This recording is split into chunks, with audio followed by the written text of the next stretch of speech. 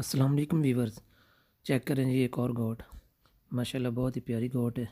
अल्हम्दुलिल्लाह बेहब है, बग़ैर सींगों के मोनी है, फुल लंबे कान है। अभी ये पट है, 4 दांत हुई है।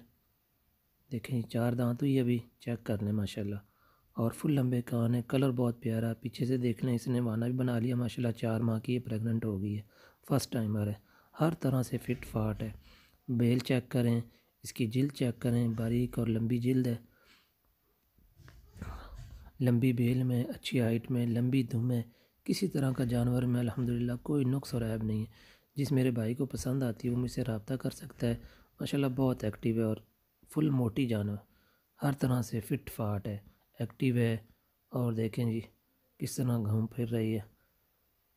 जिस मेरे भाई को पसंद आती है वो मुझसे रब्ता कर सकता है। हाफ़िज़ गोट ट्रेडर्स, हाफ़िज़ सैफुल इस्लाम। अल्लाह हाफिज़, फ़ी ईमानिल्लाह, रब राखा।